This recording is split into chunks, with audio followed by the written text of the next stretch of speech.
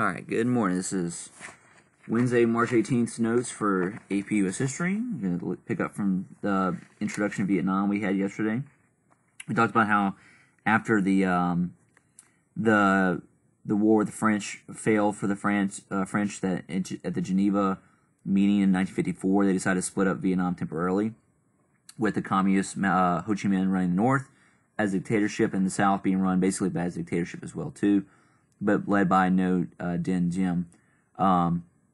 And we supported him because he was not communist, even though he was not great to his people, and he was somewhat of an aggressive dictator.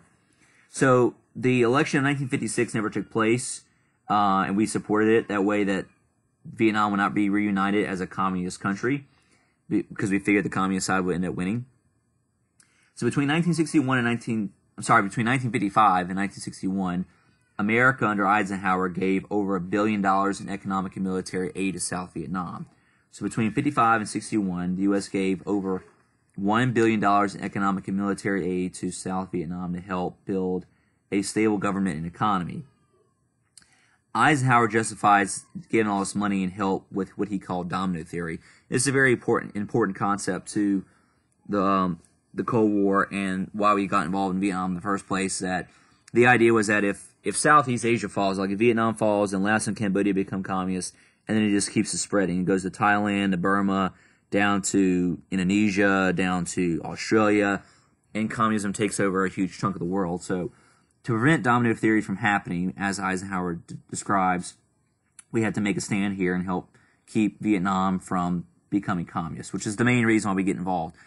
Also, as a direct reason to try to keep Vietnam at bay, or direct results from this domino theory, was the creation of another permanent alliance called SEATO, or the Southeast Asia or Asian Treaty Organization. So the Southeast Asian Treaty Organization. SEATO no longer exists like NATO does, but SEATO existed for a long time in Southeast Asia to help try to basically stave off any kind of communist spreading. So to prevent the fall of South Vietnam, Laos, and Cambodia, Dulles put together this alliance. It was made up of 8 nations: America, Britain, France, Australia, New Zealand, the Philippines, Thailand, and Pakistan. So U.S., Britain, France, Australia, New Zealand, the Philippines, Thailand, and Pakistan.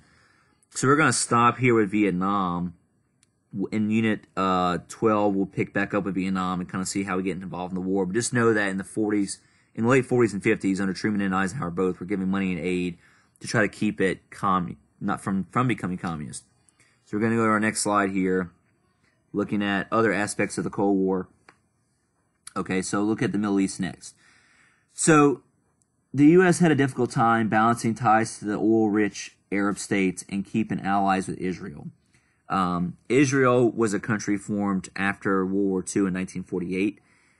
Israel had existed since like the time of the Roman Empire. Israel formed as a result of the United Nations making a deal with taking up a bunch of the Palestinian land and converting it into Israel, where basically you would have Palestine land and Israeli land, where Jews and Muslims would share together. This is one of the main reasons why we have conflict in the Middle East today, because a lot of the Arab countries and Muslims there didn't appreciate people just coming in here and making a new country. So we're trying to be allies to Israel, which we're still allies with Israel even now, but we're also trying to keep good relationship with the Arab states to get access to their oil then and now too. So this conflict will boil over in the first major Middle Eastern Cold War conflict called the Suez Crisis. So the guy who was leading Egypt was a dictator named General Nasser, Nasser. He wanted to have money developed to build the Aswan Dam on the Nile River. Aswan is A-S-W-A-N. He wanted to build this big dam project on the Nile River. The United States initially was going to help out and give money and funding to the Aswan Dam project, but we found out he was double dealing, and he was actually trying to get money from us and the Soviets at the same time. And he was also making secret deals with the Soviets. And so he was playing both sides, essentially. So when we found this out, America refused to help out Egypt and not get involved. Also, they were doing a lot of threats towards Israel as well, too.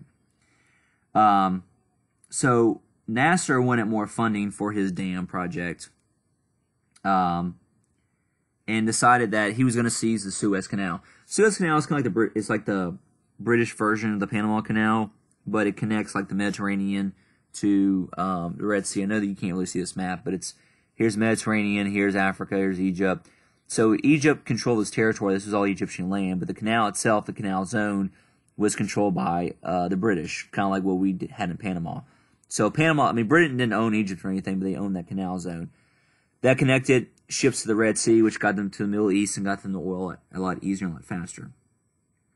So in 1956, the Egyptians decided to go ahead and seize the canal zone from British control.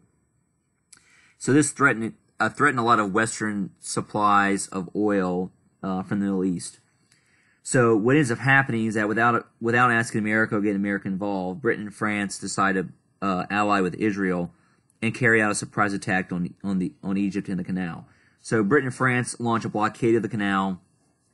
After a few months go by, and Israel will also decide to attack and invade their border as well too, thus provoking an international crisis and potentially even a war with Egypt. And America wasn't really involved or consulted in any of this. So Eisenhower was mad because he was kept in the dark, and he appealed to the United Nations for intervention. So, and they of course will agree because this was not sanctioned by the United Nations either. So, pressure will be put on Britain and France and Israel to withdraw by the United States and by the United Nations. And so, eventually, with this pressure, America will get Britain and France to withdraw and Israel troops to come out as well too. So the significance of this event is, obviously America's not really that much involved in the Suez Crisis, but it shows that international prestige and influence has shifted. At one point, Britain and France had way more influence in the world internationally and had a lot of strength and power. But now in the post-World War II era and the Cold War, it shows that America is way more influential, and so are the Soviets, because the Soviets were involved in this to some degree too. So this shows that where the real power lies now in the post-war years, and that America is much more influential, and Britain and France have lost a lot of their prestige and influence, and the Soviets have also grown in influence as well too. This event will directly lead to what's called the Eisenhower Doctrine. So the United States quickly replaced Britain and France as the leading Western influence in the Middle East, but faced growing Soviet influence in the Middle East. So kind of like with the Truman Doctrine, Eisenhower wants to make his own stamp of preventing communism from spreading in the Middle East. So that's basically what the Eisenhower Doctrine is. So in 1957, Eisenhower pledges economic and military aid to any Middle Eastern country threatened by communists. So in 1957, Eisenhower pledged economic and military aid to any Middle Eastern country threatened by communists. We will first apply this in 1958 with 14,000 Marines being sent into Lebanon, preventing a civil war there. So 14,000 Marines will go into Lebanon, preventing a civil war from taking place there. And that's when the first time it's implemented, and will help protect it from communism expansion. All right, then lastly with this, you have OPEC and oil. So in 1960, several Middle Eastern countries decided to form an organization that still exists called OPEC, or the Organization of Petroleum Exporting Countries, as a way to basically combat against Western influence. A lot of Western countries use their power and influence to kind of strong-arm Middle Eastern countries. This is a way for these countries to work together. So Saudi Arabia, Kuwait, Iraq, Iran, Venezuela all formed OPEC in 1960.